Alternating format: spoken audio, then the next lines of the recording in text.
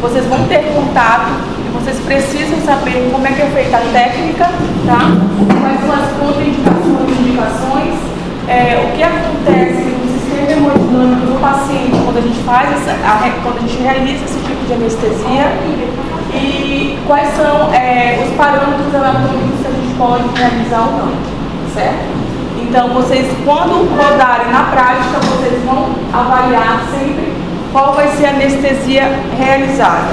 Ou vai ser a anestesia geral, ou vai ser a raquianestesia, ou a peridural, ou o bloqueio periférico, tá bom? Ou também pode ser uma anestesia combinada, tanto a raquianestesia com anestesia geral, ou a peridural com anestesia geral. Depende do paciente, da cirurgia e da comorbidade que ele tem, certo? Então, iniciando, a gente vai falar sobre raquianestesia, tá? E bloqueio peridural. E primeiro, sempre a gente começa a nossa aula, a gente vai falar sobre a anatomia da coluna vertebral, certo? É obrigatório a gente saber da anatomia da coluna vertebral, porque a gente vai ter alguns parâmetros anatômicos que a gente vai ter que palpar, tá? E algumas alterações que a gente vai ter que levar em consideração para poder fazer o bloqueio do neuroeixo, certo? Então a gente tem que lembrar que nós possuímos 33 vértebras, né? Dessas 33 a gente vai ter 7 cervicais, 12 torácicas, 5 lombares e vai ter a fusão do sacro com o tórax, certo? Na região torácica, a gente vai observar uma certa cifose e na região lombar, a gente vai observar uma certa lordose. Por que eu estou falando isso antecipadamente? Porque lá quando a gente for falar especificamente de peridural, a gente vai ter que lembrar da anatomia da coluna vertebral e a gente vai ter que lembrar de como a gente vai direcionar o ângulo da agulha. Tá bom? Então a gente vai direcionar conforme esses parâmetros, essas alterações anatômicas que a coluna vertebral possui. Tá?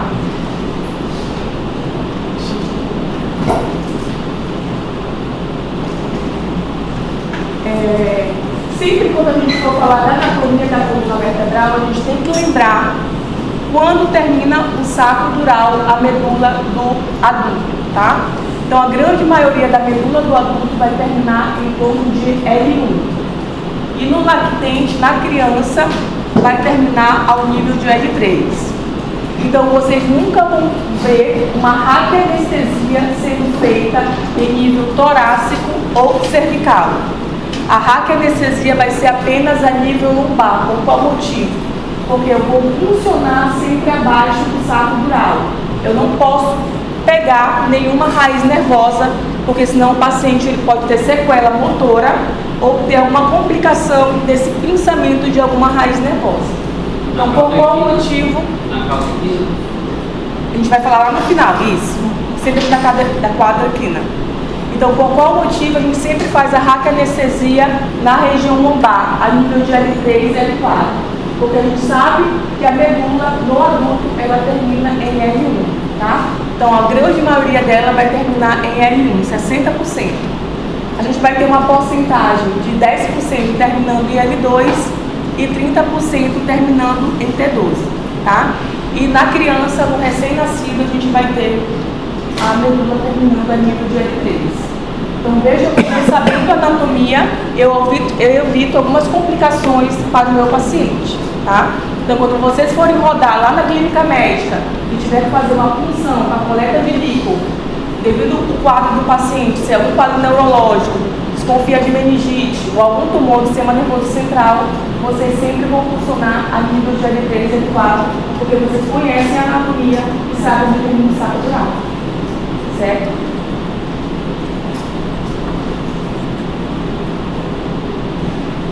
Esse daqui é o posicionamento que a gente pode oferecer para o paciente. Então, ele pode tanto ficar sentado, como ele pode ficar em decúbito lateral.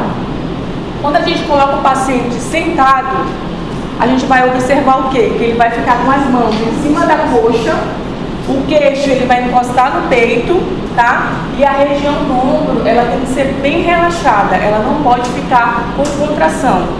Por que a gente faz isso? Para abrir mais os corpos vertebrais e eu facilitar a entrada da minha agulha, tá bom? Quando eu posiciono o paciente em decúbito lateral, eu coloco ele em posição fetal. Qual é essa posição fetal em decúbito lateral? Os joelhos vêm a nível da região do umbigo, tá? O queixo ele também vai encostar no peito e ele fica todo curvado, tipo posição fetal realmente, tá? Então a gente também tenta dessa maneira abrir mais os corpos vertebrais. Quando eu traço uma linha imaginária entre as cristas ilíacas pósturos superiores, a gente chama de linha imaginária de Touffier. O que é essa linha imaginária de Touffier? Então, toda vez que eu estou lá com o meu paciente, eu palpo a crista ilíaca pósturo superior, o meu dedo ele vai cair no espaço de L3 e L4, tá? O espaço entre as vértebras de L3 e L4. Então, por isso, a gente usa a linha imaginária de Touffier como parâmetro anatômico para a gente realizar a punção lombar, tá bom? Então, essa é uma linha imaginária que a gente cruza entre as cristas ilíacas pósturos superiores. E esse posicionamento é muito importante. Quanto mais o paciente se posiciona corretamente, mais fácil fica a punção e você não fica funcionando várias vezes o seu paciente, porque é incômodo, né? Então, quanto melhor o posicionamento, mais fácil é a realização da punção, tá?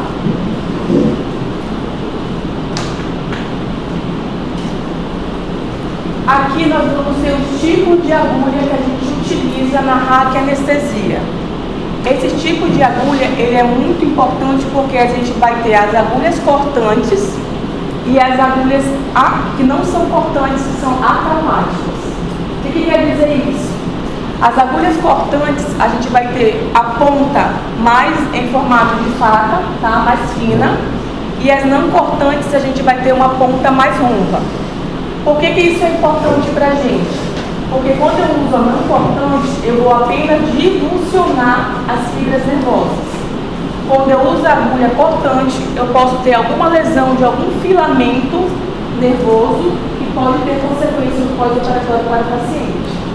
Então, hoje em dia, nós usamos agulhas não cortantes, que é a nossa agulha de ponta romba, tá? Ela não é triangular nem em forma de faca, é agulha de ponta romba. E nós vamos ter a tipo Birtrack, tá? E a Sprout, tá? São duas agulhas que a gente utiliza para fazer a raquianestesia. Então a gente tem que saber que existe tanto a de ponta romba quanto a de ponta cortante, tá? A romba, ela apenas divulsiona as fibras nervosas e a cortante, ela realmente corta e pode ter consequências no pós-operatório, certo? Então a gente vê aqui na imagem que a gente vai ter a Birtrack, que é a segunda, e a Sprout de ponta romba, né? E a Quick, a gente vai ver um funil bem mais em formato de faca. Então, esse tipo a gente evita ao máximo de usar para fazer a punção lombar do nosso paciente. Então, vejam que até o tipo de agulha eu tenho que conhecer para não ter complicações para o meu paciente.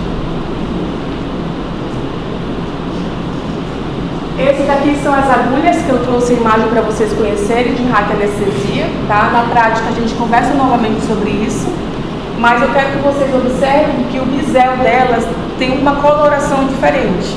Então cada uma vai ter uma cor, certo? E quanto maior a numeração, mais fina é o diâmetro da agulha. Então vocês vão encontrar na prática a agulha do número 20 ao 27, tá? Então, se quanto maior a numeração, mais fina é minha agulha, a escolha sempre vai ser a 27, tá? A 20 vocês vão rodar no Semetron, na clínica médica, vocês vão ver com bastante frequência para a realização de punção lombar, porque vocês querem geralmente de 20 a 30 gotas de líquor e como ela é mais espessa, mais calibrosa, o líquor reflui com mais rapidez. Já a 27, como ela é mais fina, o líquor ele vai refluir com menor velocidade e vai demorar mais, caso vocês queiram uma coleta de líquor de 20 a 30 gotas, tá bom?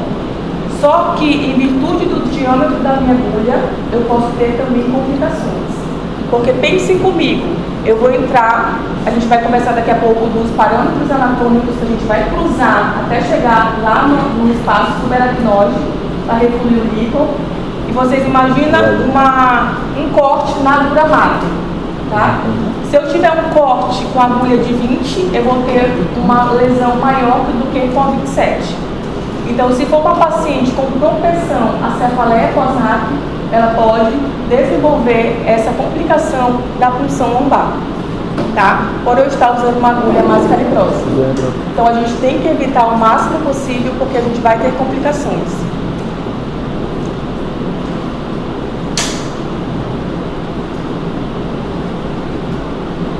A raquianestesia pode ser feita tanto a punção mediana como a punção paramediana. A gente tem a técnica mediana e a técnica paramediana.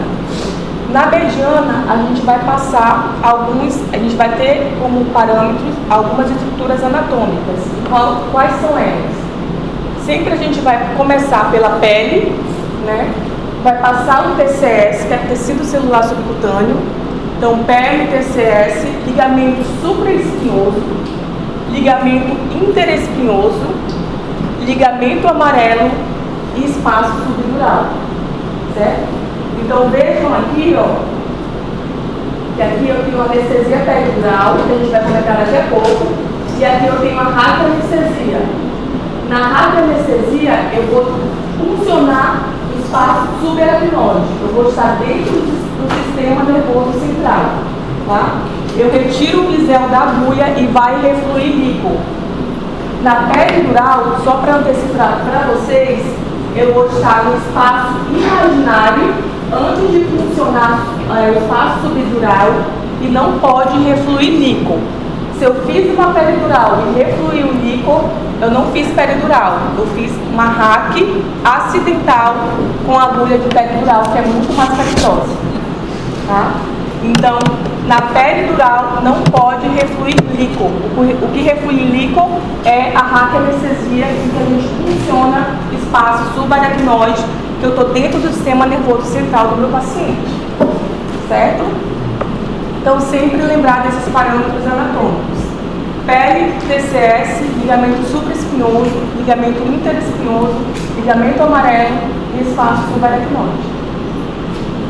Na prática, vocês vão sentir a perda da resistência dos tecidos, tá?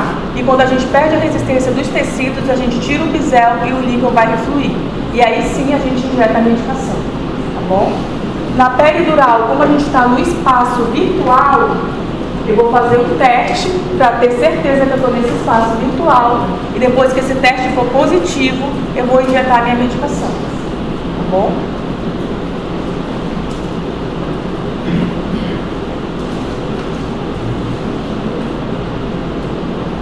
Aqui a gente já conversou quais são os parâmetros anatômicos que a gente passa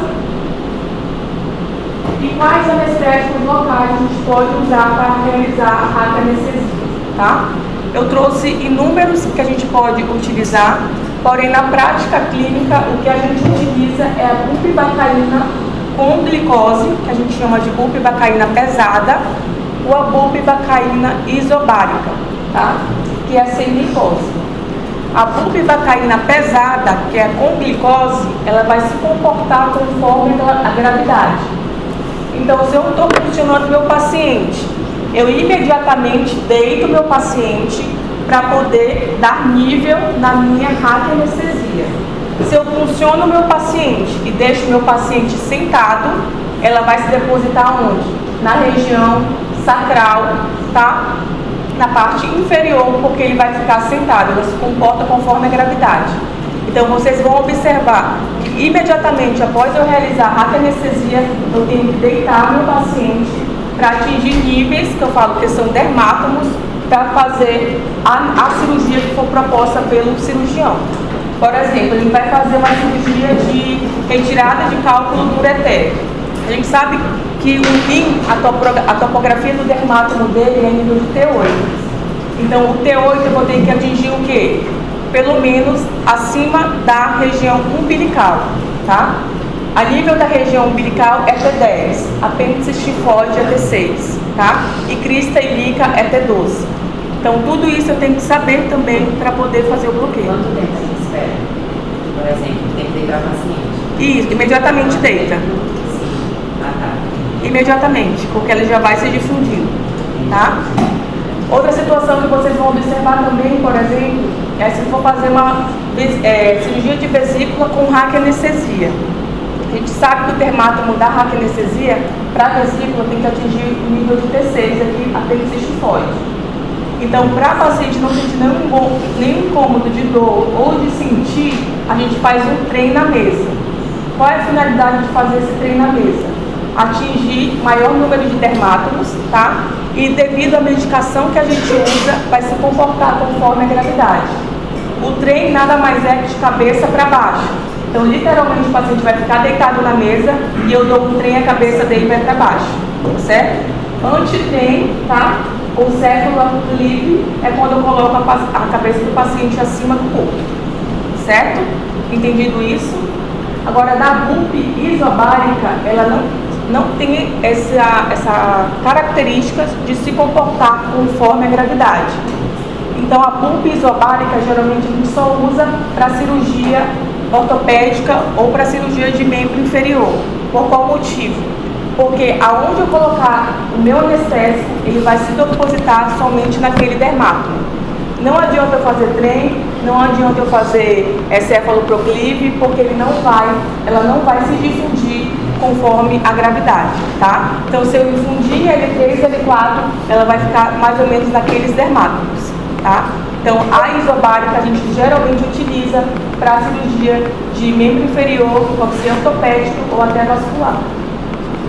Outra característica das medicações que a gente usa, da diferença da bup com glicose, que é a pesada, e da isobárica, é que a isobárica ela te dá uma estabilidade hemodinâmica maior.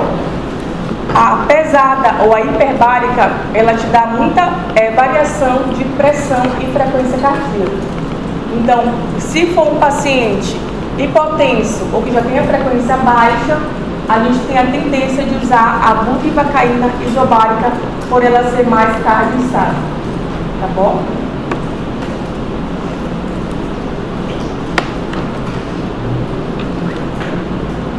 Essa daqui é com relação à baricidade, que é relação à densidade do líquido com relação das soluções que a gente utiliza, que eu acabei de falar da bup com glicose, que ela vai ser hiperbárica em relação ao líquido, tá? E a da isobárica, que ela vai ser ela tem tendência a ser levemente hipobárica, tá? Mas ela não vai atingir dermátomos como a hiperbárica, como a gente comentou agora ainda há pouco.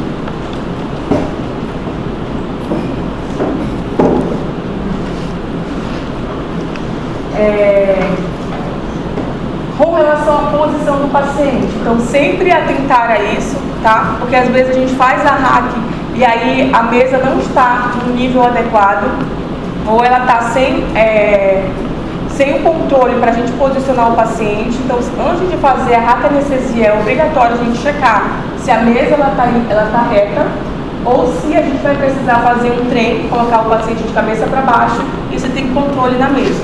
Porque se eu precisar fazer um trem para atingir nível, eu não tenho esse controle na mesa, aquela sala cirúrgica não é ideal para fazer aquela anestesia, tá bom? Então, sempre atentar para a diferença da bup pesada, que é com glicose, e da bup isobárica, certo?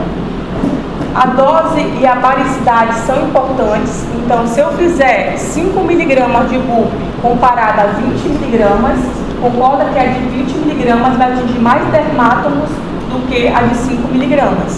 Então, a dose sim influencia o nível da minha anestesia, tá?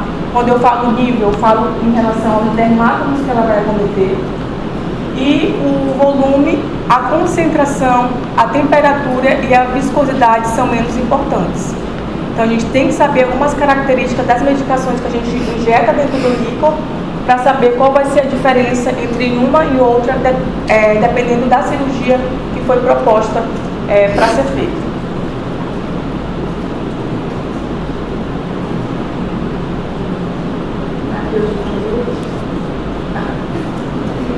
Situações em que a altura do bloqueio pode subir acima do que eu espero, tá? Paciente grávida, a gente tem que lembrar das alterações fisiológicas da gravidez. Então, aquele útero comprimindo a cava, o útero faz uma alteração fisiológica da coluna lombar, tá? Então, aquela pressão toda vai ser redistribuída para a região córica também. Então, se eu fizer numa grávida 12 miligramas, que a gente faz geralmente para cirurgia de cesariana, a gente faz no máximo 12 miligramas, certo? Se fosse para uma cirurgia de retirada de mioma numa paciente não grávida, a gente geralmente faz 20 miligramas. Então veja como a dose já alterou bastante aí. E por qual motivo a gente faz menos na grávida do que na paciente não grávida? Porque ela tem várias alterações fisiológicas que contribuem para o aumento da pressão do líquido. Então, se a pressão do líquido está muito alta, na hora que eu infundo a minha medicação, a tendência de atingir mais dermátomos é maior, tá? E também, se eu infundir uma dose muito grande de anestésico, eu posso ter complicações que aí eu vou ter que tratar depois, que a principal é bradicardia e hipotensão, tá? Então, a principal causa de parada durante uma raquianestesia é a bradicardia. Por que a bradicardia? Porque a raquianestesia, ela faz primeiro uma disfunção autonômica, faz um bloqueio simpático, posteriormente ela faz um bloqueio sensitivo e por último ela faz um bloqueio motor, tá? Por que eu estou falando isso para vocês? Porque os parâmetros para a gente avaliar se a hack ela pegou ou não, para ver se realmente o cirurgião já pode fazer a incisão cirúrgica, o paciente começou a apresentar hipotensão. Eu sei que a hack pegou. O paciente não consegue elevar o membro. A hack pegou também, tá bom? Então, sempre a sequência. Primeiro, bloqueio simpático. Segundo, bloqueio sensitivo. E, por último, bloqueio motor. Por que eu falo isso? Porque, às vezes, a gente faz um teste com algodão com álcool. E aí, a gente testa na região que está anestesiada, que a gente fez a hack anestesia. E, por exemplo, na região que a gente não pretende bloquear com a hack. eu faço o teste com algodão com álcool na região da pele do braço. Aí eu pergunto se está quente ou gelado. Se ele falar gelado, ok. Quando eu passo, por exemplo, na perna e ele começa a falar que está quente, é porque já está alterando fibras nervosas, tá bom? Outra situação é, se o paciente já tem bloqueio motor, é porque já aconteceu o bloqueio sensitivo. Então eu não preciso fazer o teste do bloqueio sensitivo, tá bom? Então na prática vocês vão ver a gente pedindo só para o paciente levantar a perna. Quando ele não consegue mais levantar a perna, a gente sabe que o bloqueio foi instalado. Professora, não sei se ela que possa, acima do local da anestesia, ela faz a pulseira? Não, a gente usa para analgesia pós-operatória a morfina. E dependendo da dose, ela tem um efeito colateral que é de prurigo. Quando a gente falou é opioides, então não é da anestesia? Não é da PUC do anestésico local, é do opioide. Mas durante a cirurgia? Durante a cirurgia. Aí eu te pergunto, por qual motivo a gente tem esse prurido maior na região da face? Vascularização. Não, porque a gente tem mais receptores, tá? Opioides na região de face, nariz, orelha e olhos. Então por isso que o paciente ele fica pedindo, você vai ver muito ele pedindo para soltar a mão para coçar o nariz. Isso, exatamente. Porque a gente tem mais receptores opioides na região da cabeça e pescoço. O segundo bloqueio foi qual que você falou? Primeiro autonômico, que é o bloqueio simpático, sensitivo e o terceiro é o motor. Certo? Idosos, a gente tem que lembrar da fisiologia do idoso também, que é diferente do paciente adulto jovem, tá? Então o idoso, ele tem menos líquido corporal, ele tem mais massa de tecido gorduroso, tem menos conteúdo muscular, tá? E consequentemente ele tem menor produção de líquido no sistema nervoso central. Então no idoso a gente tem tendência também a fazer doses menores do que o habitual, tá? Então sempre no idoso a gente utiliza menos para fazer qualquer anestesia para ele, para não causar tanta instabilidade hemodinâmica, certo? O obeso é igual ao da grávida, aquela pressão toda intraabdominal sendo refletida lá na coluna lombar e consequentemente na pressão licórica também, tá? E a gente sempre lembrar que outra característica importante da diferença da bupivacaína pesada, que é com glicose, e da isobárica. A bupivacaína pesada, ela tem uma duração em média de 2 horas. E a isobárica, ela tem uma duração de 4 horas, tá? Então, sempre a isobárica, a meia-vida dela é maior que a da bupivacaína pesada. Aí já me perguntaram assim, por qual motivo a gente escolhe a radioanestesia ou não a anestesia geral para uma determinada situação? Vários fatores a gente pode responder essa pergunta, mas, por exemplo, se o paciente for fazer uma cirurgia de Whipple, que é retirada da cabeça do pâncreas, uma cirurgia oncológica, que dura de 6 a 8 horas, e se eu sei que a minha radioanestesia ela vai durar só 2 horas, eu não posso fazer só radioanestesia. Então, por isso que eu faço anestesia combinada. Eu faço a radioanestesia com anestésico local e morfina para analgesia pós-operatória e já induzo o paciente para fazer anestesia geral, porque depois de 2 horas eu sei que essa radioanestesia ela vai passar, tá certo? Então a gente tem que saber a duração de cada anestésico no meio intratecal para a gente poder indicar mais para o nosso paciente. Cirurgia de quadril, de prótese de quadril, que é uma cirurgia longa, que em média dura de 3 a 4 horas e tem um sangramento importante, geralmente são bem idosos. A gente utiliza qual é a escolha? A bup isobárica, por qual motivo? Por ela ser mais cardioestável e a duração dela é maior, tá? Então eu não vou ter tanta hipotensão nem tanta bradicardia nesse idoso e a duração dela é maior, tá bom? Oi? A pesada dele é de 2 horas e a 4, a isobárica é 4.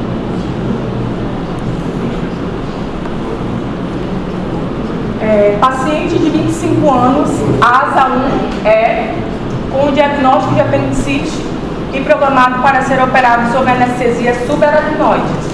Após a antisepsia tóraco-lombar, introdução da agulha até o espaço subaracnoide, o líquido veio tingido de sangue. Qual a melhor conduta nesse momento? A gente não conversou sobre, mas eu já trouxe em forma de questão para a gente poder debater daqui a pouco. O que vocês iam marcar? Injetar o anestésico local? Funcionar imediatamente em outro espaço?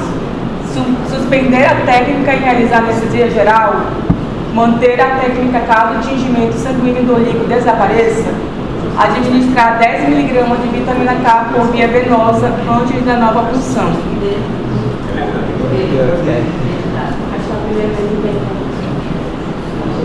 Ou você pode tem que fazer os 3 tubos. Isso, os 3 tubos. Como? Eu tô lembrando do negócio lá, tem que fazer o teste de 3 tubos. Pra ver se o sangue. Mas é para coletar o líquido. Mas ali eu quero mais uma vez. Você deixa Se constipação grande, tem como Um pouquinho subir mais você pode aplicar. E aí, qual é a decisão marcada? Manter a técnica caso o tingimento sanguíneo do líquido desapareça. Exatamente. Tá? O que acontece? A gente vai ter que lembrar lá da anatomia da coluna vertebral. Vou voltar aqui, ó.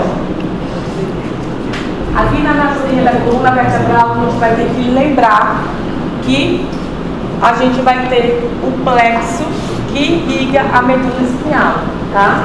Então, a gente vai ter as artérias radiculares anteriores, que é uma artéria radicular anterior, e 2 artérias posteriores, tá bom? Essa artéria radicular anterior, ela é ramo da aorta, tá? E a principal dela é a artéria de Anderson, que corresponde a 75% da ligação da medula, certo? E a posterior são 2 artérias radiculares. Então, quando eu estiver passando pelos planos para poder chegar no espaço subdural, acidentalmente eu posso funcionar uma dessas artérias. Eu tirei meu brisel, refluiu líquor com sangue, eu espero alguns minutinhos para saber se ele vai ficar incolor, como é a cor dele original. Se ficar incolor, eu posso injetar minha medicação. Se ainda permanecer sanguinolento, eu retiro a minha agulha e funciono em outro sítio. Tá certo? Então a gente tem que saber da anatomia para saber quais complicações a gente pode usar e como a gente pode ter e como a gente vai sair dessa situação. Tá bom?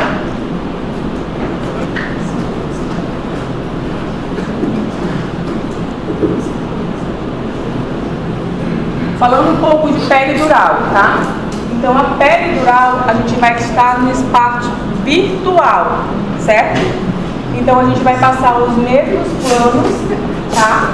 Da raquianestesia, exceto a gente não vai passar do espaço subaracnoide, tá? Então, a gente não vai funcionar dura mater e aracnoide, tá? Se acontecer de eu estar fazendo uma peridural e refluir líquor, acidentalmente eu fiz uma hack e não uma pele, certo? Então, o espaço peridural é um espaço virtual, envolto de pele, TCS, ligamento supraespinhoso, ligamento interespinhoso, ligamento amarelo, parou ali. Eu não passo pelo espaço subaracnoide, certo? E como é que eu vou saber que eu estou nesse espaço virtual? Eu vou já começar com vocês. Primeiro eu vou mostrar as agulhas. Vejam que o diâmetro da agulha da peridural ela é bem mais espessa do que da raquianestesia, tá? Então a peridural a gente vai ter as agulhas de 16, 17 e 18. Quanto maior a numeração, menos calibrosa, mais fina é a minha agulha, tá bom? Então a gente sempre tem que saber isso. Quanto maior a numeração, menos calibrosa, mais fina é a minha agulha. Então, dependendo do que você quer, você pode utilizar a agulha mais calibrosa ou a menos calibrosa.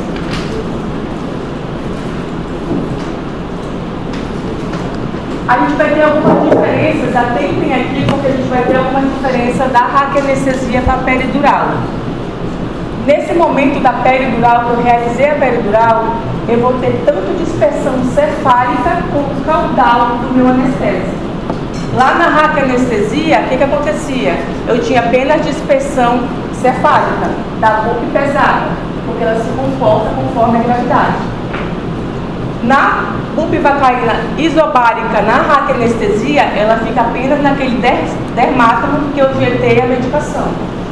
Na peridural, não. Quando eu injeto meu anestésico no espaço peridural, ele vai atingir dermátomos cefálicos e dermátomos para a região inferior. Tá? Então, tanto dispersão cefálica como dispersão caudal. Entendido isso? O local da punção, a peridural, diferente da raquianestesia, ela pode ser feita a nível de toda a coluna lombar. Então, eu tenho peridural cervical, peridural torácica, peridural lombar, peridural sacral, tá? Que a gente vai fazer na criança. E então eu posso fazer a todo nível da coluna lombar, diferente da raquianestesia, que eu só posso fazer a rápida a nível lombar, porque a gente já sabe o motivo, certo? A dose e volume aqui, elas são bem maiores que da raquianestesia. Então, se na raquianestesia eu uso no máximo 5 ml, aqui eu faço 20 a 40 ml. Então, veja como a dose é muito maior do que eu estar fazendo na raquianestesia dentro do espaço subaracnoide do sistema nervoso central. Então, a dose é bem maior, tá? E a concentração e a posição aqui não são tão importantes, ou seja, a peridural eu também posso fazer sentada, com a mesma técnica da raquianestesia, e eu também posso funcionar deitado, tá? Então, a gente sempre tem que fazer sentado ou deitado. A peridural, diferente da raquianestesia, na raquianestesia eu posso fazer a punção mediana e a punção, alguém lembra?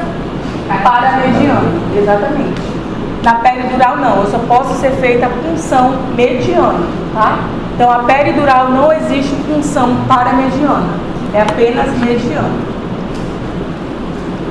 Quando o senhor falou da paramediana e mediana lá na rádio, eu não entendi. Vamos falar sobre isso.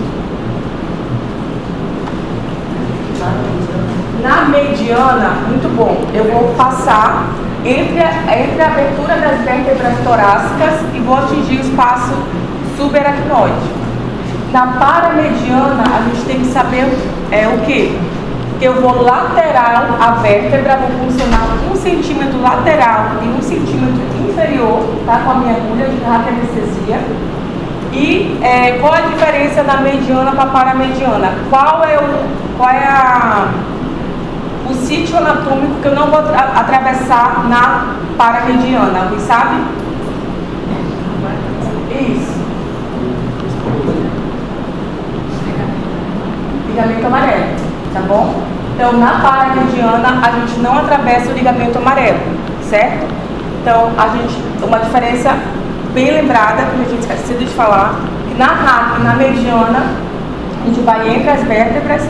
Na paramediana, a gente vai 1 centímetro lateral à vértebra e 1 centímetro inferior, e a gente não cruza o ligamento amarelo, tá? Então, essa é uma diferença da técnica da mediana para a paramediana, tá bom?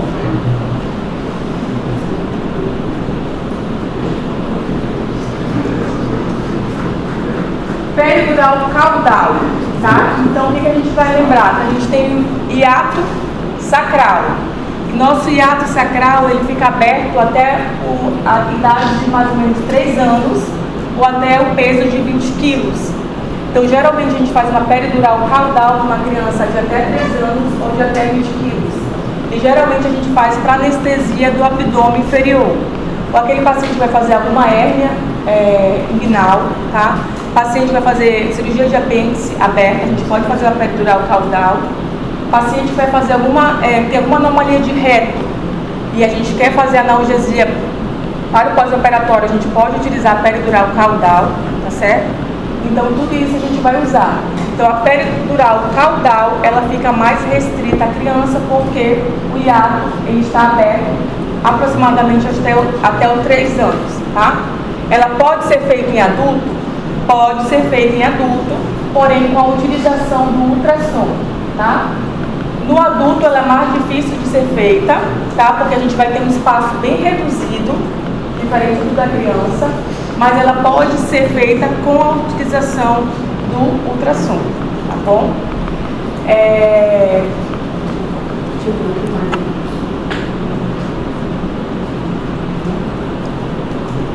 Falando um pouco das complicações que a gente pode ter em virtude dos bloqueios do neuroeixo, tá? Essas complicações vocês têm que saber, porque você vai chegar geralmente para vocês, como clínicos, para identificar se houve alguma complicação, se houve, como é que a gente vai tratar, tá bom? E se for preciso, a gente vai ter que pedir novamente a reavaliação do especialista, tá? A primeira dela são os sintomas neurológicos transitórios, que a gente vai observar no paciente. Ele vai referir dor, tá? Disestesia na região da nádegas e perna, ou seja, ele vai sentir uma perda da sensibilidade na região das nádegas ou pernas, e ele pode apresentar também uma dor lombar persistente. Esses sintomas neurológicos transitórios, eles são causados com maior frequência quando a gente utiliza a lidocaína a 5%. Então, a lidocaína a 5% já é um fator que vai predispor meu paciente a ter essa complicação, tá? E as cirurgias de joelho, quadril e a posição de litotomia também favorece a ter essa complicação dos sintomas neurológicos transitórios. Então, por isso que na prática clínica, na nossa prática médica, a gente não usa lidocaína para fazer nem radioanestesia, nem peridural. A gente utiliza bupivacaína, tá? Para a gente evitar uma complicação que é os sintomas neurológicos transitórios. Então, se a gente já pode evitar, a gente utiliza outra medicação que a gente não vai correr esse risco, certo? Então, posição de litotomia, cirurgia de quadril, joelho e uso da lidocaína 5% tem o maior fator de risco para ter essa complicação.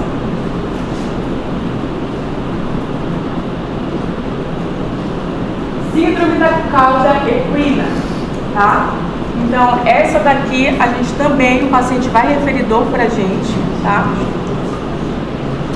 Alteração da sensibilidade de nádegas e pernas, tá? Dor lombar persistente, o uso de lidocaína também é frequente, e cirurgia de joelho, quadril e litotomia também.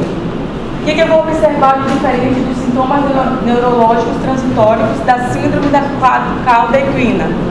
Na síndrome da cauda equina, a gente vai ter disfunção esfincteriana, ou seja, o paciente ele vai ter perda de fezes e urina espontaneamente. Então, essa é uma alteração que vai diferenciar as duas patologias, tá? Sintomas neurológicos transitórios, a gente não vai ter disfunção esfincteriana. Na síndrome da cauda equina, a gente vai ter. Então, geralmente, o caso clínico, ele vem com essas alterações, vocês têm que saber diferenciar para poder fazer o diagnóstico correto, tá bom?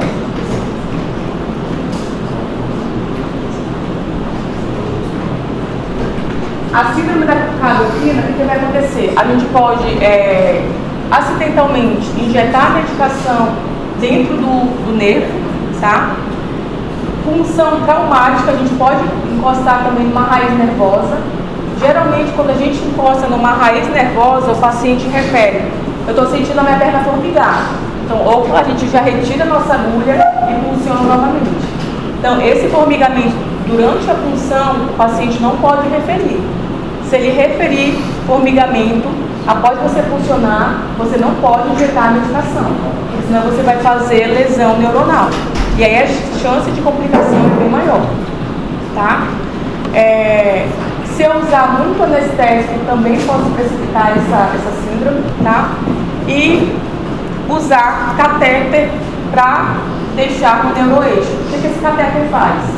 Quando eu uso a lidocaína, que eu sei já, que a gente já conhece anestésico local, que a meia-vida dela é mais curta, e eu tenho uma cirurgia mais longa, eu posso fazer infusão através do catéter, caso o paciente comece a sentir o membro inferior que está sendo operado. Então, o microcatéter colocado dentro do sistema nervoso central pode precipitar também a síndrome da cauda equina, tá? E você já sabe que a lidocaína, ela está uma protagonista aí, a 5% das complicações que a gente pode ter devido à infusão do anestésico no neuroeixo, tá?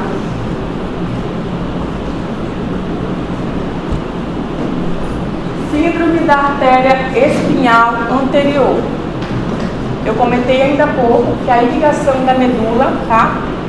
75% dela vem das artérias radiculares anteriores e 25% vem das artérias radiculares posteriores. A artéria radicular anterior, ela é ramo da aorta, tá? E a principal dela é de Adams-Eads. Então, se eu tiver algum comprometimento nessa irrigação, eu posso ter complicações gravíssimas para o paciente, tá? Então, síndrome da artéria espinhal anterior é uma situação grave, tá? É mais comum na peridural.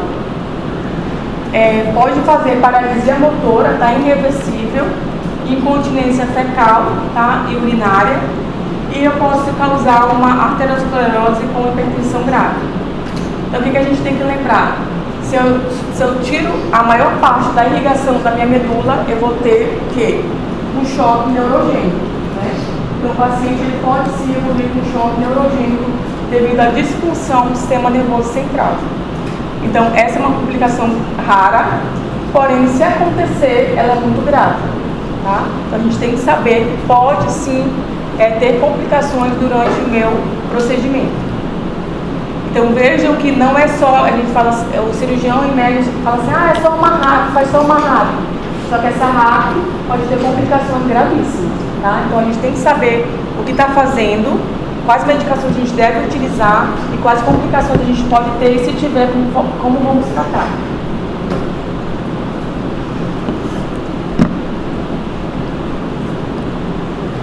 Cefaleia pós-RAC. Essa daqui é clássica, é quando vocês rodam na obstetrícia, tá? Em que a paciente fez cesariana. Então, geralmente, a paciente, o clássico dela é que a paciente está deitada. Quando ela levanta a cabeça, ela sente uma cefaleia intensa, incapacitante e que melhora quando ela deita novamente. Então, é patognomônico da cefaleia que melhora com o decúbito, tá? Então, paciente, ela estava deitada, ficou em posição ortostática, dor de cabeça muito forte, deitou, melhorou, cefaleia pós-RAC, certo? Pode vir acompanhada de visão turva, tontura, náuseas e vômitos, borramento visual, várias outras questões, tá? E por que ocorre a cefaleia pós-RAC? A gente vai ter os fatores de risco para a cefaleia pós-RAC. Mulher, jovem, tá? Cirurgia obstétrica, fator de risco. Paciente que teve hipotensão no intraoperatório e pacientes que foram feitas múltiplas tentativas de radianestesia. Então, vocês imaginam ficar funcionando 10 vezes ali, fazendo 10 furinhos na dura mater e uma hora o líquido vai ficar gotejando pelos furinhos da dura mater, certo? Então, a gente tem que saber que quanto maior função eu fizer, mais chances de complicação eu posso ter para a minha paciente. Ainda mais se ela for jovem, paciente obstétrica, né? E ela tem maior fator predisponente para essa complicação. Como eu falei para você, jovem, mulher, grávida, múltiplas funções e a agulha calibrosa e cortante, tá? Então, essa agulha calibrosa e cortante a gente já evita, a gente já não usa com frequência na nossa prática, tá bom? Mas a gente já tem que saber que as mulheres grávidas, elas têm a tendência maior a ter a cefaleia pós-RAC. Qual é o tratamento da cefaleia pós-RAC? Vocês vão manejar lá na clínica quando vocês passarem e observarem que essa mulher está com essa sintomatologia. Primeiro, o suporte clínico, tá? Então, hidratação vigorosa, em média 2.000 ml, tá? De cristalóide. Quais são os cristalóides que a gente tem? Biológico, exatamente. 2.000 ml de cristalóide. Analgésico com cafeína de horário, de 6 em 6 horas.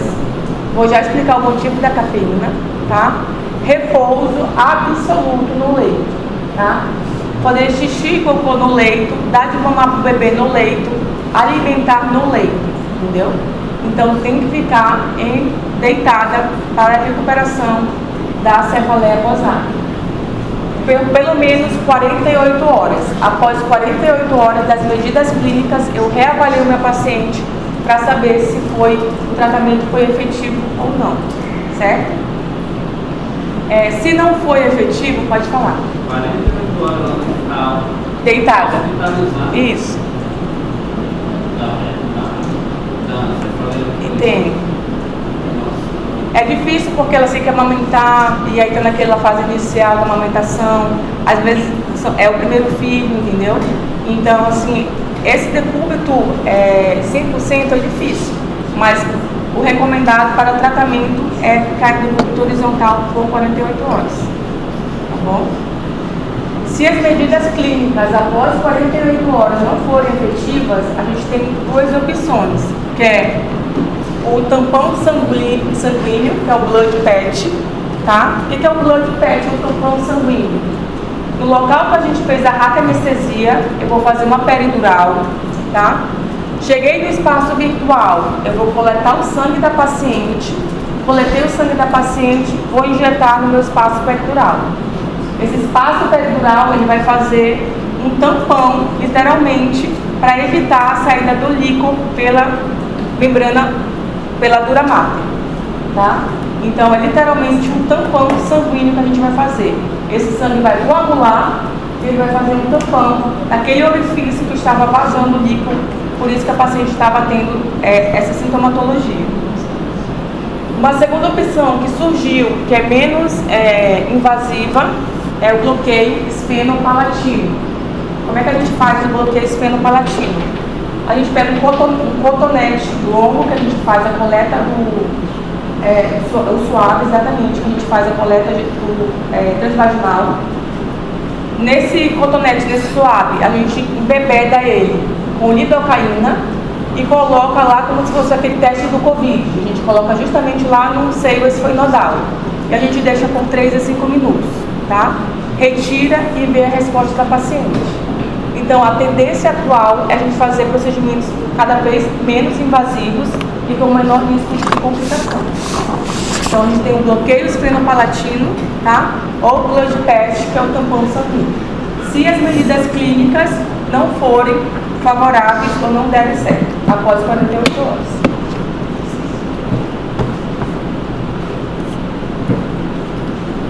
Como eu conversei com vocês, nos bloqueios do neuroeixo a gente faz um bloqueio simpático. Então vocês vão observar na prática que o paciente vai fazer hipotensão e vai fazer bradicardia.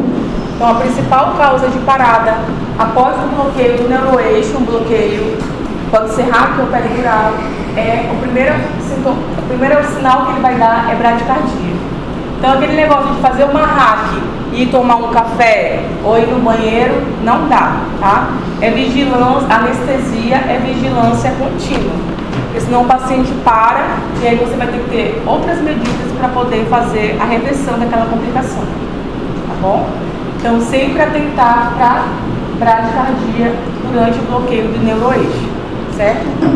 Quais são os pacientes mais propensos a ter complicação desse? Pode falar. Qual? Ai, obrigada, esqueci já. Qual é o efeito da cafeína no sistema nervoso central? A cafeína, justamente, ela faz uma vasoconstrição, tá? E nessa vasoconstrição, ela diminui o fluxo do líquido que está vazando do espaço subaracnoide através da dura mater. Então, analgésico com cafeína é justamente por isso, devido à vasoconstrição que a cafeína faz e diminui esse fluxo que está saindo do espaço subaracnoide pela dura mater, tá bom? Então é por isso que a gente usa sempre analgésico com cafeína. Então, o paciente tem maiores fatores de risco de ter parada após um bloqueio do neuroeixo. Pacientes esportistas, tá? Mas assim, que eles faz esporte mesmo de alto rendimento, né? Que geralmente são bradicárdicos. Então, esses pacientes já têm o tônus valvular aumentado. Então, eles têm a tendência a predisposição maior a ter uma bradicardia mais acentuada e evoluir para uma parada cardiorrespiratória. Paciente com uso de beta-bloqueador, tá? A gente já sabe que a gente vai ter bloqueio dos receptores beta-1, tá? Agonistas no coração. Paciente cardiopata que tem alguma alteração de bloqueio atrioventricular também tem a maior tendência. E quanto maior o nível da anestesia, quando eu falo nível, eu falo em altura de dermátomo, tá? Vocês lembram qual é a altura da fibra cardioaceleradora do sistema nervoso central? T1A. Lembra lá da fisiologia na neuro? As fibras cardioaceleradoras são de T1 a T4. Então, quanto maior que é o nível de bloqueio, maior a chance de eu fazer bloqueio das minhas fibras cardioaceleradoras e predispor à bradicardia, tá bom? Então, isso a gente tem que saber, porque se a gente souber, a gente evita muita complicação. E o principal ritmo que vai parar é a sistolia, tá? Bradicardia e a sistolia. Então, o ritmo o quê? Chocável ou não chocável? Não chocável. Iniciamos a manobra do ACLS e aí você já deve ter tido algo sobre isso. Então, sempre quando o paciente está ali na frequência limítrofe de 40, o que a gente faz? A gente faz atropina, tá? Então, a gente sabe que a atropina é um anticolinético, tá? Que vai liberar noradrenalina na fenda sináptica e vai aumentar a pronotropismo cardíaco. Por isso que ele faz taquicardia, tá bom? Se não resolver, a gente tem que fazer um vasopressor associado, que tem tanto efeito no receptor alfa como no receptor beta. E aí vai fazer vasoconstrição periférica e estimulação dos receptores cardíacos, fazendo aumento do pronotropismo cardíaco, certo? E se piorar, ele evolui para PCR e manobra do ACLS. Oi? Geralmente a gente tem outras medicações antes de chegar na nora, tá? Que é o metaraminol, a efedrina e a etilefrina, que são vasopressores indiretos, que a gente chama, tá? Então, por exemplo, o metaraminol, ele tem tanto efeito alfa, vasoconstrição periférica, como tem beta também. Só que o metaraminol, ele faz hipertensão e bradicardia. Então, nesse paciente não é indicado fazer uso dessa medicação. A efedrina e a etilefrina, elas fazem tanto aumento da resistência vascular periférica, aumentando a pressão, e também fazem taquicardia, aumento do cronotropismo cardíaco, tá? Então, nesses pacientes, a gente tem a opção de utilizar efedrina ou etilefrina antes da noradrenalina. Lembrar que a noradrenalina, só para explicar para vocês, ela tem mais atividade no receptor alfa do que beta, tá? Então, eu não vou esperar taquicardia usando noradrenalina. Eu vou esperar aumento da resistência vascular periférica, com, consequentemente, aumento da pressão. Mas taquicardia eu não vou esperar com a noradrenalina. Então, veja que eu tenho que saber de farmacologia para saber qual é a melhor droga que eu vou usar no meu paciente. Então, a anestesia envolve tudo: anatomia, fisiologia, farmacologia, clínica, cirurgia. Então, de tudo um pouco a gente tem que saber.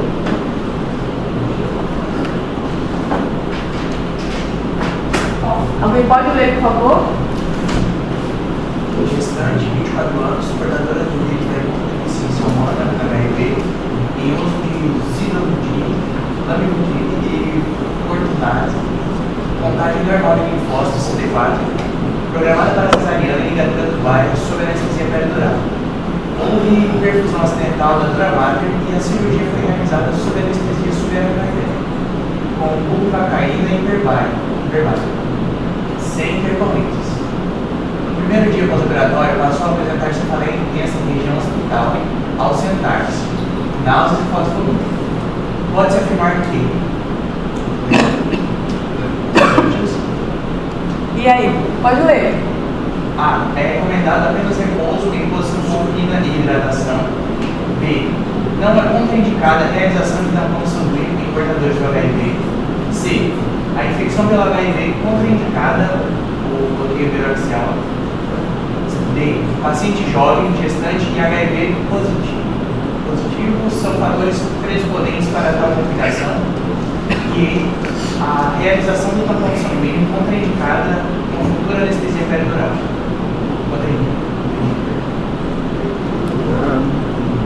Aí eu trouxe tudo numa só questão, tá? Tratamento, complicação, indicação. Então aí veja que é tudo numa só questão. Alguém ia marcar a letra A? O que está errado com a letra A? E o repouso é em posição supina? Decúbito dorsal. Supina, decúbito dorsal. E volta o que para tratamento aí? Analgésico com cafeína, certo.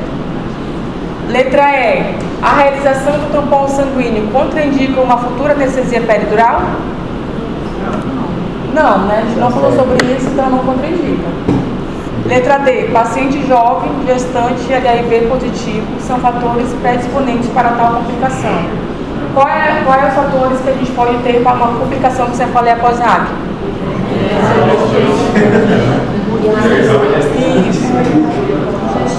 Mulher jovem, gestante, múltiplas funções, o que mais?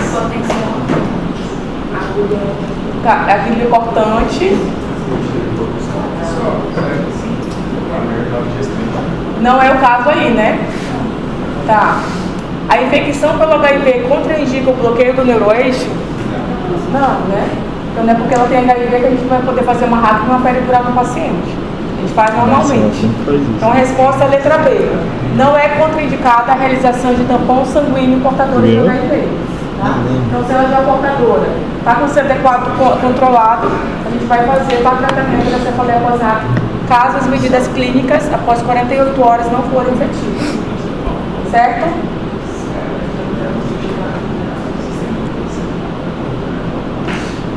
Quais são as únicas indicações absolutas, tá, para bloqueio do neuroeixo? Isso vocês têm que saber também. Por quê? Porque a recusa do paciente, tá? O paciente chegou, você vai explicar a anestesia que você vai fazer para ele. Ele fala assim: não, doutora, eu não quero que faça nenhuma anestesia nas minhas costas. Geralmente ele fala assim. Se ele falou, a gente não vai insistir, a gente não vai tentar convencer, é contraindicação absoluta. Vai fazer outra técnica, seja a bloqueio regional, seja anestesia geral, a gente não vai fazer a RAC nem a peridural, tá bom? Paciente sepse, tá? Esteja com instabilidade hemodinâmica, é contraindicação para fazer bloqueio do neuroeixo, porque a gente já sabe que o bloqueio do neuroeixo faz um bloqueio simpático. Então o paciente já tem tendência a fazer hipotensão e bradicardia. Então eu não vou fazer nesse paciente que está instável hemodinamicamente, tá bom? Paciente chocado também não. E paciente anticoagulado. Então paciente anticoagulado é contraindicação absoluta a fazer bloqueio do neuroeixo, tá? A gente pode funcionar e pode ter sangramento para dentro do sistema nervoso central e vai ser trágico para o paciente. Então a gente não pode fazer em paciente que usa anticoagulante.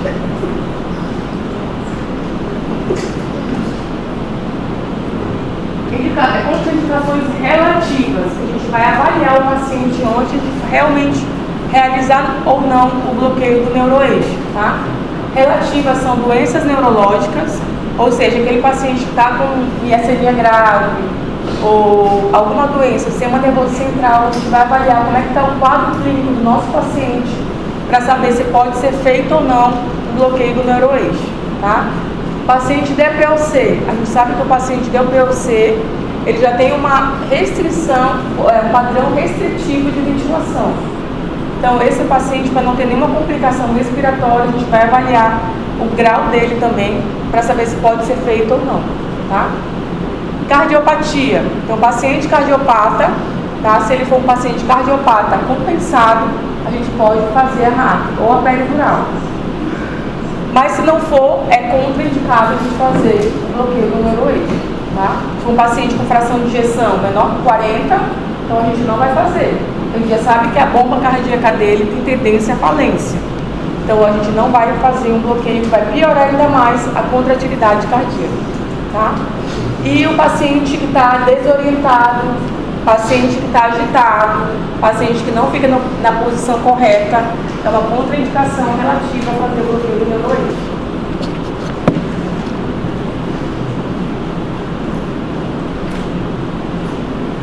Com relação ao uso do anticoagulante, tá? Isso é muito frequente a gente pegar lá na clínica médica o paciente que está com uma fratura de fêmur há 40 dias esperando uma cirurgia.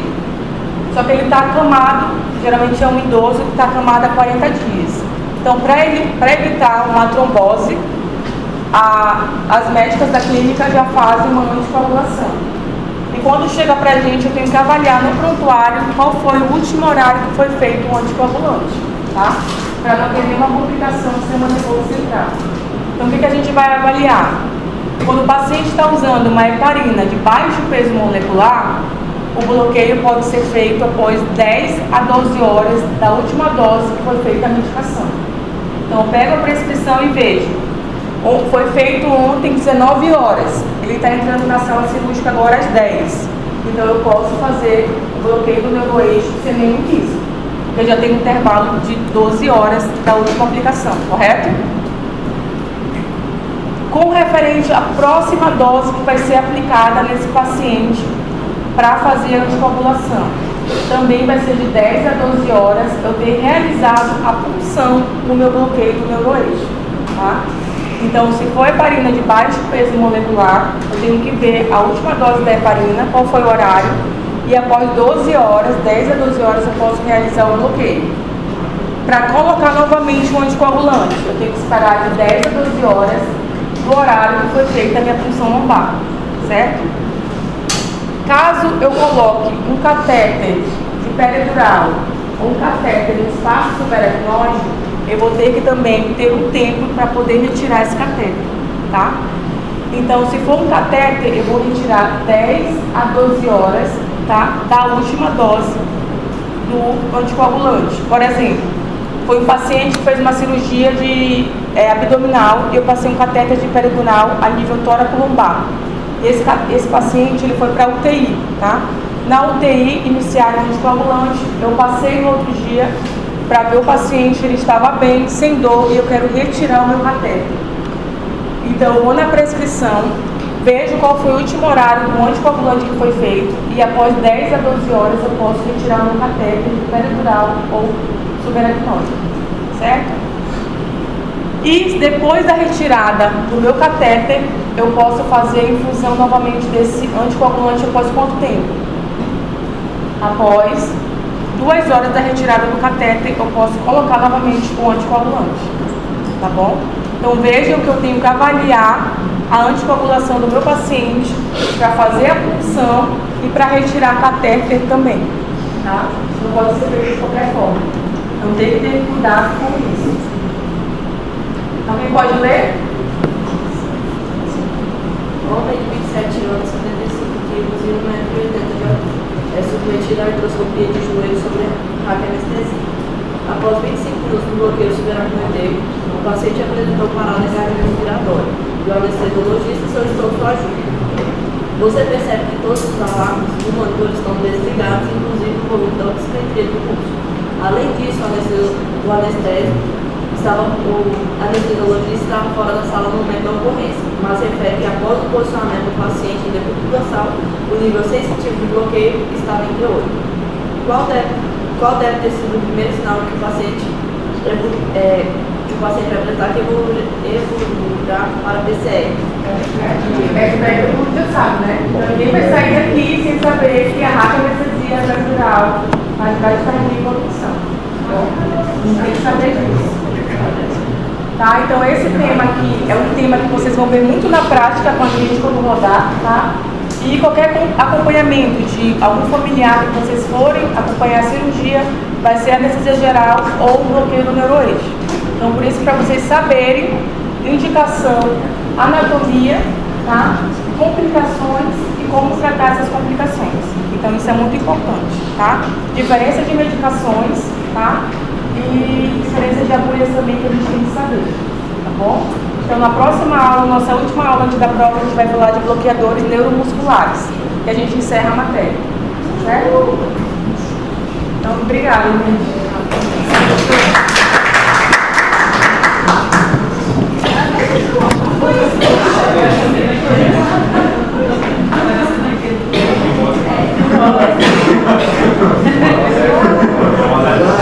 Divertidamente, eu fui embora. Não vergonha dos outros dele.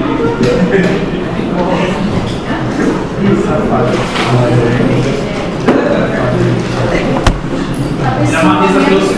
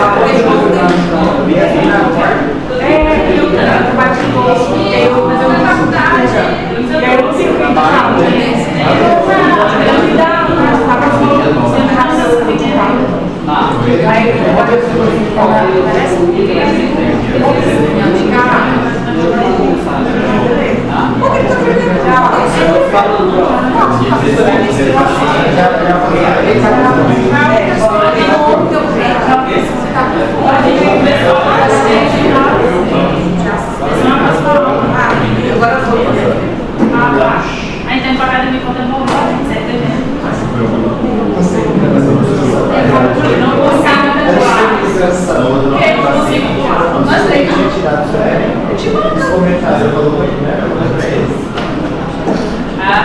Ela chegou, olha pra ela e falou que eu quero fazer serviço, vai chegar, essa pena. Aí ela eu quero esse posterior, eu quero esse aluno de igual.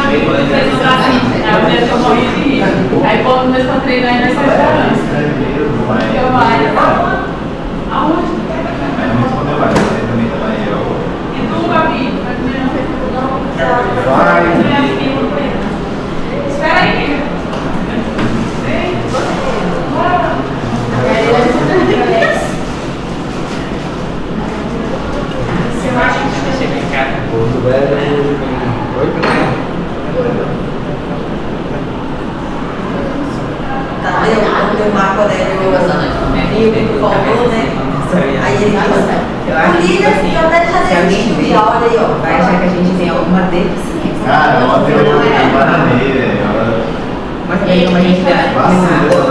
Não, ele olhou assim pra trás, né? Ele foi falar alguma coisa assim né? Aí ele olhou e falou assim, o TT voltou. Já fez, já desistiu já. Ontem foi motivação, eu te falei, velho. Eu cheguei aqui e falei, cara, foi só 10 horas pra maioria, né? Não vou marcar, que retardado, mano. Não, eu estranhei que eu falei, aí tá, aí eu vi, pô, cheguei na sala, né? Aí cheguei na sala e falei, esse tipo de anestesia eu tenho puta que pariu. Aí na verdade tava lá, na chave, tudo, tipo, eu mandei mensagem pra professora, caralho, vou dar mensagem, pra mim não, marca a hora. Foi não, eu fiz isso. Você falou que ele não tá nem aí, ó. Aí tipo, não tinha nem como eu sair, eu precisava de recheio, eu já tava lá. Não tem como. Já parei. Deixa aqui, ó. Deixa aqui, ó. Conhece esse cheiro? É pra conhecer.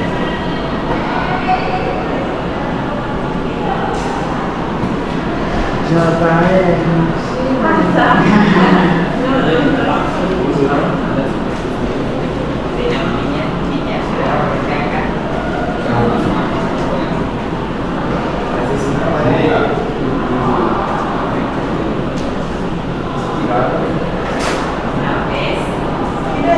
Fecha a porta, por favor.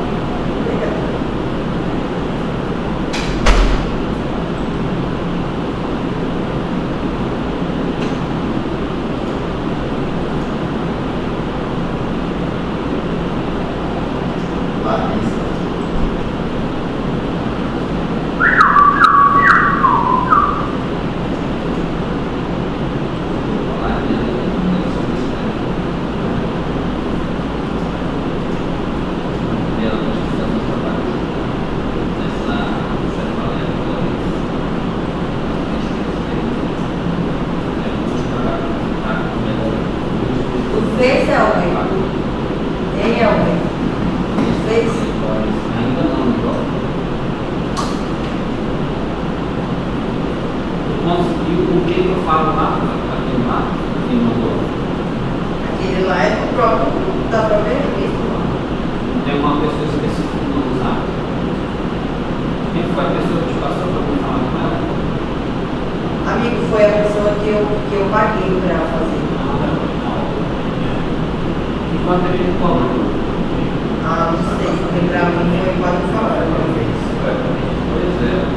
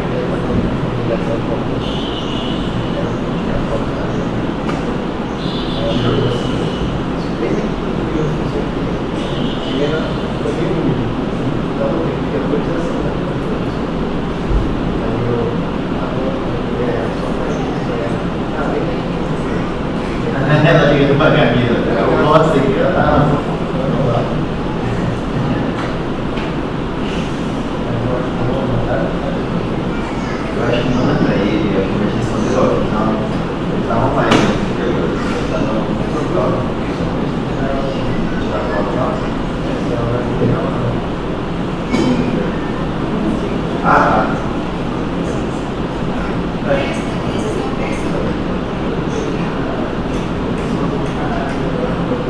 eu também era que eu vi 6,3 na média.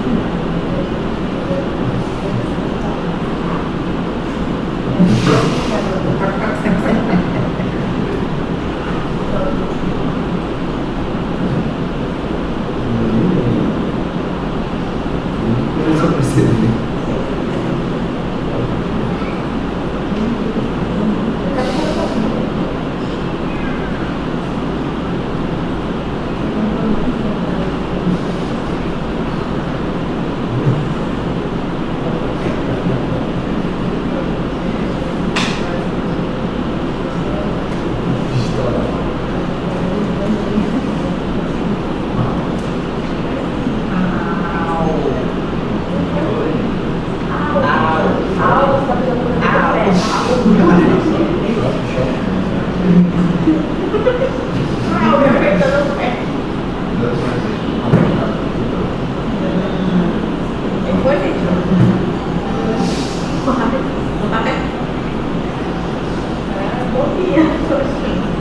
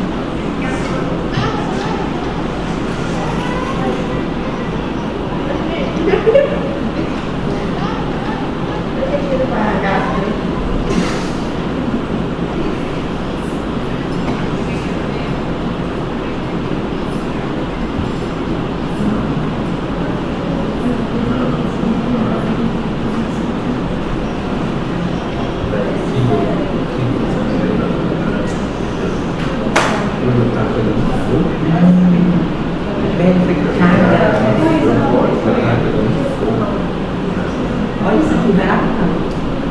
E o cara abre a madeira. Meu Deus, que bonito. Olha, Ele assistir essa música. eu falei, olha.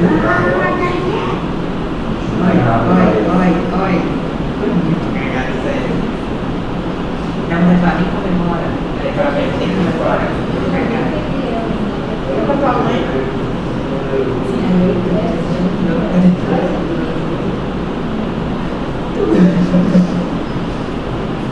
Já assisti a gente de meu vamos lá. Vou aí, Você não chegou aqui ainda não. Agora você não chegou aqui ainda não. Que coisa boa! Aí depois tá lá. Você sabe fazer você acha?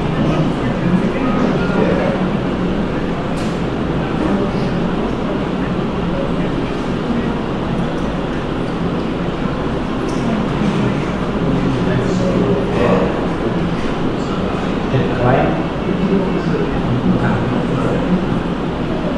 Vou fazer isso aqui.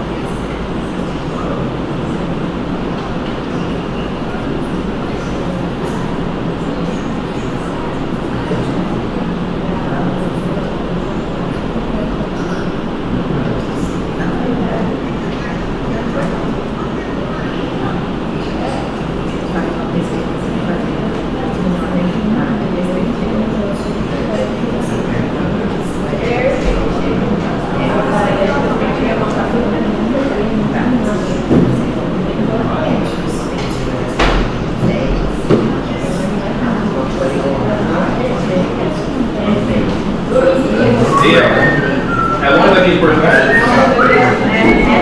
34 km. Aqui lá. Vamos lá pra zona. Vem cá, velho. Aqui lá é complicado, né?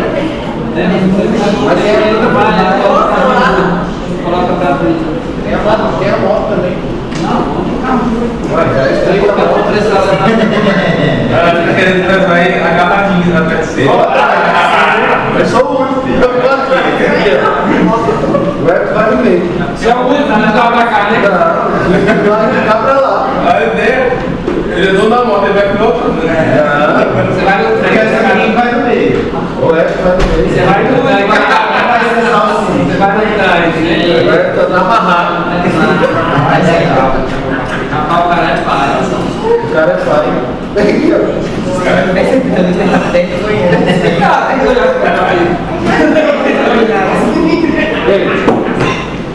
Eu não sei se eu sou muito leigo, mas a inteligência artificial às vezes não é errada. Olha o que eu sou. E é o cabeçalho do programa, PVC na mão. Pra que isso? É verdade, cara. Essa tá massa, E o estetoscópio dando uma curva, pô. É que bota no pescoço. Isso é o novo ritmo. Isso é tudo aí. E caso não, eu perdi, você não vou apontando pra mim. Esse é o novo ritmo. Que exame é esse? Eu não sei, pô. Isso aí é. Que exame é esse? É a mão. Aqueles vídeos, aqueles vídeos de inteligência artificial que ela aqui não errando nada. Aqui tá tudo com a cabeça da gente. Tem uma senhorinha que ela tá na beira do rio, do nada parece um chapéu. Saiu uma moto, vai embora. Tem uma mão comendo, pô, uma ração assim, o cara tá com a mão na mão, comendo a ração. Sei lá que porra é essa, bicho, que engraçado.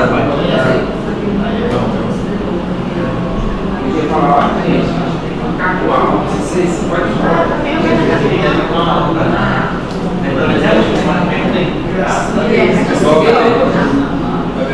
Cadê a carta? Vou falar pra ela que esse Oi, gente. que não é salvo.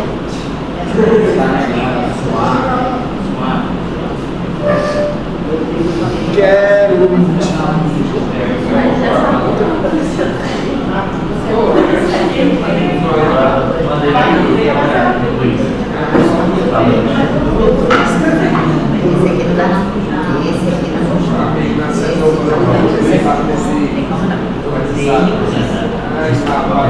Esse aqui é só Vai sair.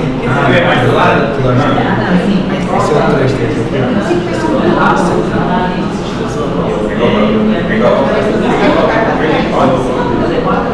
E mulher dá pra cá. E no mato, homem dá pra Mas por exemplo,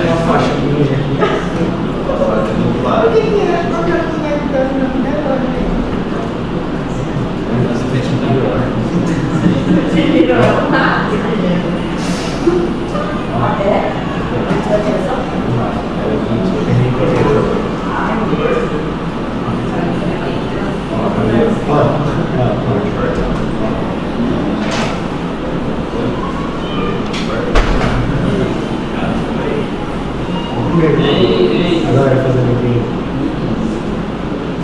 Aí tinha que fazer isso, descansar muito, aí começar Na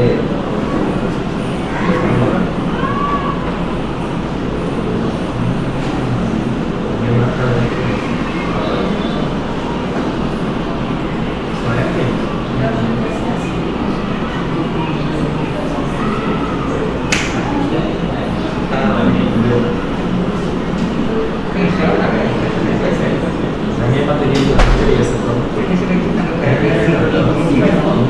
Eu faço o quê? Eu vou na aula pra essa prova. Obrigado. Foi, naquela essa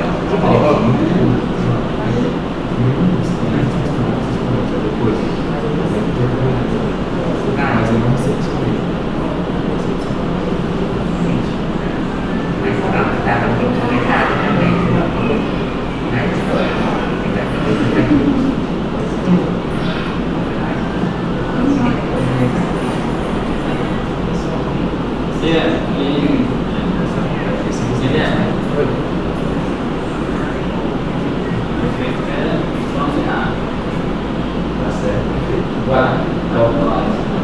Ah, bora? Bora? Vou carregar uma carninha lá. Quero ver se esses caras fazem uns treinos ali nos próximos. Crossfit? Sei lá, que a Gabriela vai falar.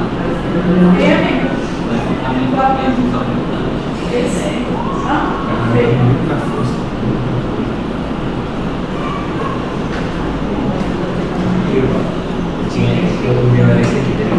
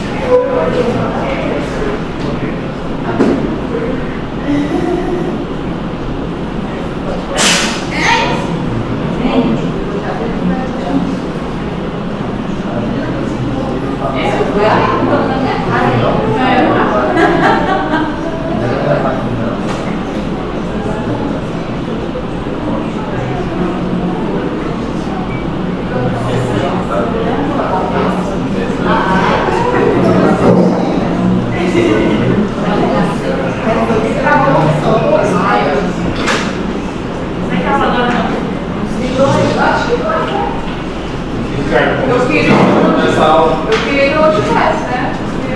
O conteúdo de hoje é massa. Ah, eu tô. É o único slide que a gente tinha passado. É, o valor de 100 slide. É aquele lá. É um 120 slide.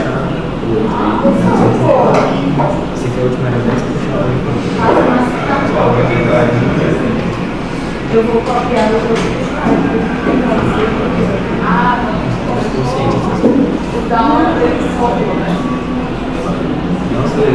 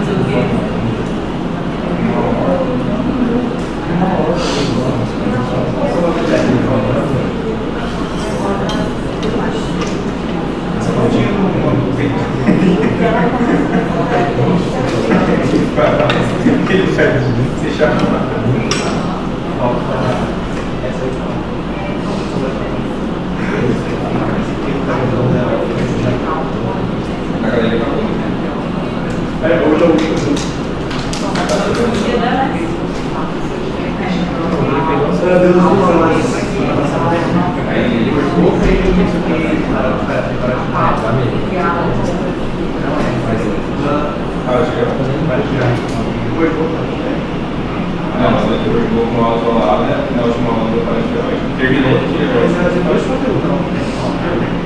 Vai direto. Foi junto, foi. Na última aula? Foi. Eu não sei.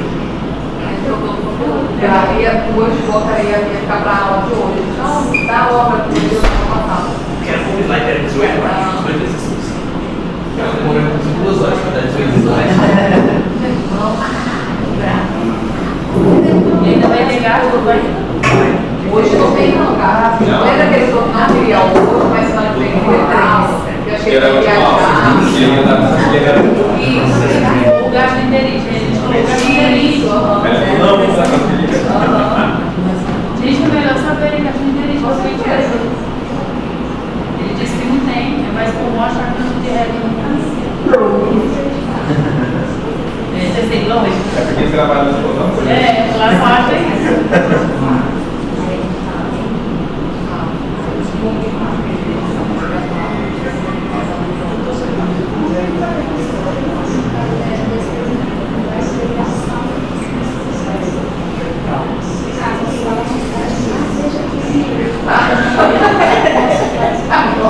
Então, tem todos os canais. Deixa a família.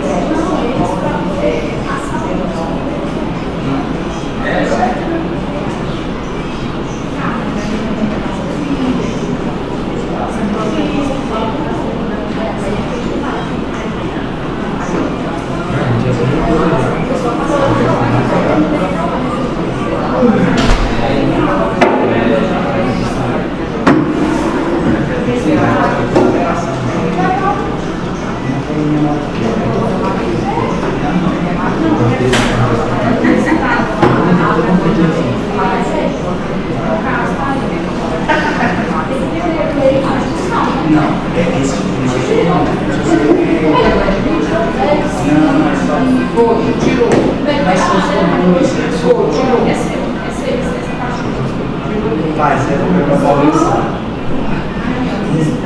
Mas eu já volto aí. Mas eu vou apresentar.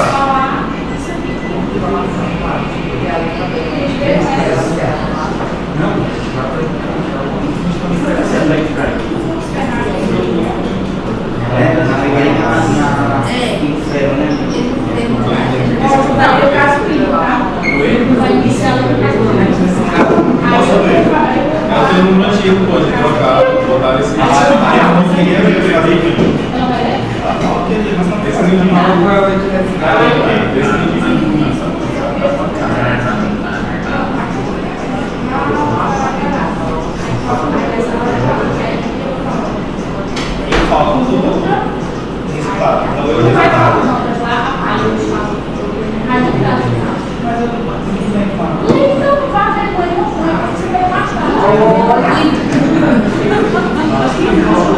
Que negócio é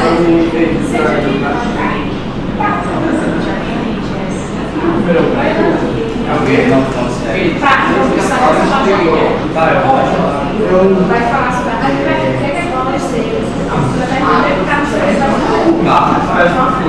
Se eu errar, eu vou ela sabe.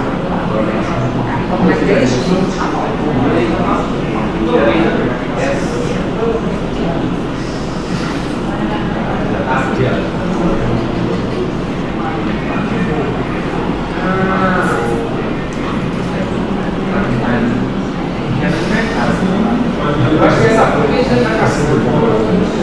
Levanta não.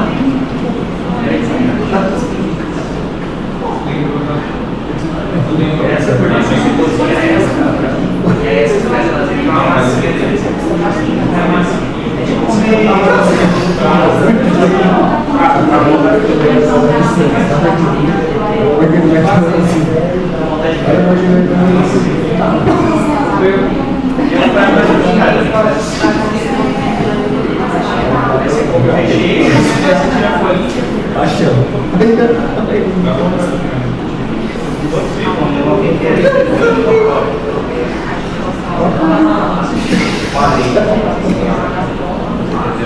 Faz a marcha do Tem coisa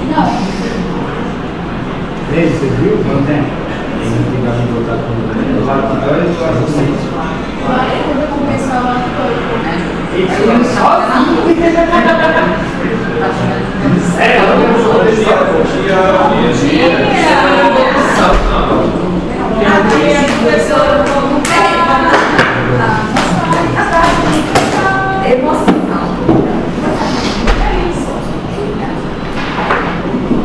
Hoje é revisão só.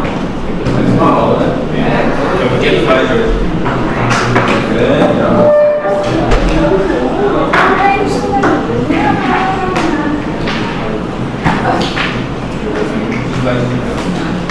E